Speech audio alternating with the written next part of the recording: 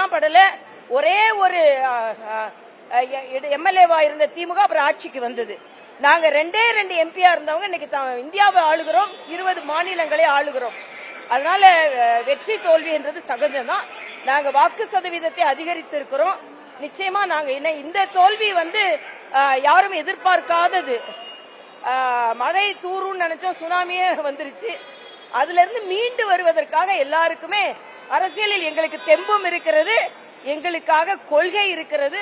எந்த பிரச்சனையும் இல்ல. நாங்க ரீல்ஸ மட்டும் நம்புறவங்க இல்ல, ரியல் வாழ்க்கையை நம்புறவங்க. அது இப்ப முதல்ல இருந்தே நாங்க அமைச்சரவையில சேர மாட்டோம். நாங்க அதுக்கப்புறம் நாங்க சேருவோம். நாங்க உங்களுக்கு ஆசைனா சேர்ந்துட்டு போங்க. ஆனா அதுல பாஜக உள்ள வந்துடக்கூடாது, கவர்னர் உள்ள வந்துடக்கூடாதுன்னு நாங்க ஆதரவு கொடுக்கறோம் அப்படின்னு. காங்கிரஸும் சரி, நீங்க எல்லாம் சரி, பதவி ஆசைக்கு போய் சேர்ந்தீங்கன்னு சொல்லுங்க. அதை விட்டுட்டு கவர்னரை நீங்க குற்றம் சாட்டுவது எந்த விதத்திலும் சரி கிடையாது.